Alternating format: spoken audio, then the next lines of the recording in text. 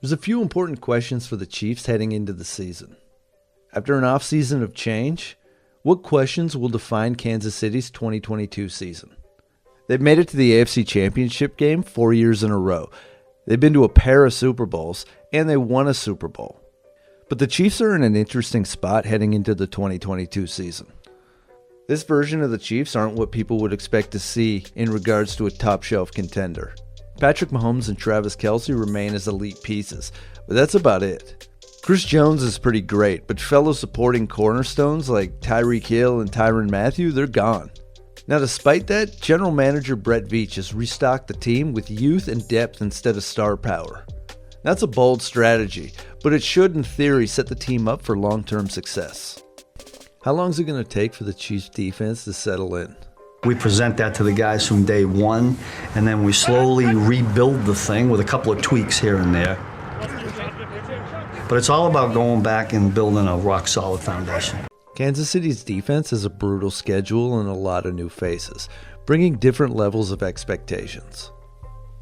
People think Kansas City's defense is just average since Patrick Mahomes stormed onto the NFL stage back in 2018. The Chiefs' offense has been so elite under Patrick Mahomes, and the Chiefs' defense hasn't needed to carry them to be a Super Bowl caliber team. The Chiefs' defense was average to above average when they won the Super Bowl. Heading into the 2022 season, it feels like the Chiefs' defense is far off from the 2019 unit.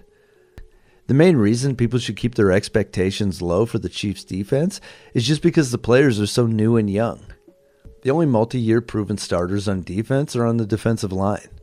Other players on defense are new to the team or have 1 year or less of NFL experience. All these new young faces led to a defense that has a lot of promise but a lot of question marks. As recently as last season, Steve Spagnuolo's defense took quite a while to gel. The delayed improvement has taken place in prior seasons under Spagnuolo as well, and it's become apparent that his defensive scheme leads to its pieces and parts taking a while to gel. In the first 7 games of the 2021 campaign, Kansas City surrendered a combined 203 points, an average of about 29 points per game. However, in weeks 8 to 18, that average was 16.1 points per game. What will the fixing point be this year? Well, that answer is pretty much impossible to predetermine. In addition to the loss of Tyrann Mathieu, the Chiefs are banking on a ton of internal development to take place and leadership to emerge in 2022. Up front, rookie George Karlaftis is tasked with adding some juice to Spagnuolo's defensive line. Up the middle, linebackers Nick Bolton and Willie Gay Jr., they're expected to take flight this year and emerge as a borderline elite duo.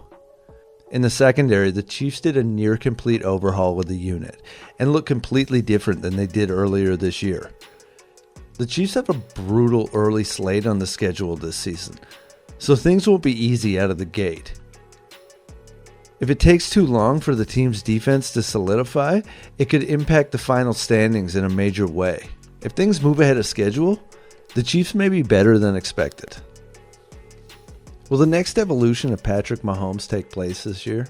By pretty much all accounts, the 2021 season was the worst of Patrick Mahomes' career. Last season, Mahomes played in all 17 games for the Chiefs and set career highs in both pass completions and attempts, while adding 4,839 yards through the air and 381 yards on the ground.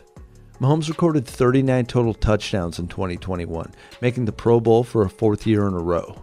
He put up impressive numbers that most quarterbacks would give up a lot to secure, but for his standards, it was a bit of an underwhelming performance from a player many believe is the best at his position. Some people think Mahomes took a step back from his traditional dominant ways last season. He threw a career-high 13 interceptions, while also setting full-season career lows in yards per attempt, yards per completion, passer rating, and QBR. At various points throughout the year, Mahomes struggled to maintain good pocket presence, trust his receivers, and simply take what opposing defenses gave him. He did settle down towards the end of the season, though, posting a 114.5 passer rating in his last 5 games. Mahomes' 2021 campaign forced him and head coach Andy Reid to adjust early and often. As defenses played an alarmingly high amount of too-high coverage shells and practically dared Mahomes to hit his underneath receivers and check the ball down. With that said, Mahomes is coming off what is hands down the most embarrassing half of his football career, and his wide receiver group looks vastly different than it did in KC's AFC Championship game loss to the Cincinnati Bengals. Mahomes is turning 27 in September. Perhaps a newfound or finalized maturity within his game will emerge. There isn't much more he can improve on, but if he takes more concise drops in the pocket, displays more of a trust in his offensive line, fellow offensive weapons, and head coach, the 2022 season could showcase the best version of Mahomes yet. There's a next evolution to be witnessed. Did the rest of the AFC completely close the gap on the Chiefs? One of the major downsides of the Chiefs setting themselves up for the future is they may have taken a small step back in the present. Even if they prove they're on par with last season's team, they'll be challenged just as much as they were before, if not more. Contenders like the Bengals and the Bills will be back like they never left. Even the Baltimore Ravens have a shot at making a deep playoff run. Right off the bat, there's a short list of teams the Chiefs should be keeping an eye on. There's also another trio within the AFC West itself. The Chargers, the Raiders, and the Broncos made huge efforts to improve during the offseason, and all three will be looking to take out Kansas City during the 2022 season. The biggest question I have is, did Brett Veach do enough? Can Kansas City remain ultra competitive in the present while also considering the future? What could this year's Chiefs team look like? Those are important questions. That combined with the rest of the contenders' stellar play at quarterback and the outright hunger to knock the Chiefs off their block, it's going to be something to watch this season. The gap is undoubtedly close by some amount, but there's some room for interpretation on either side of that spectrum.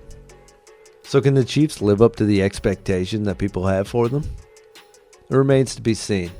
One thing's for certain, we're going to see some exciting football out of the Chiefs. Ultra Game partners with major sports leagues and franchises to bring you officially licensed gear at down-to-earth prices. They sent me one of these t-shirts and I love it. It's fantastic to work out in. So check the link in the description.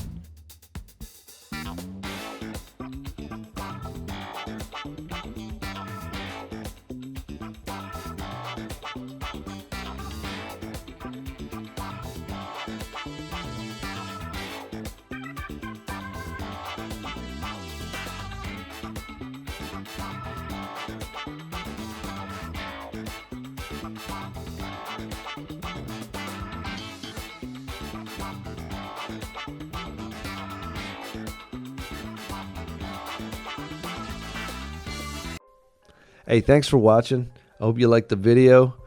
If you want to leave a like, you want to subscribe, go ahead. I'm not stopping you.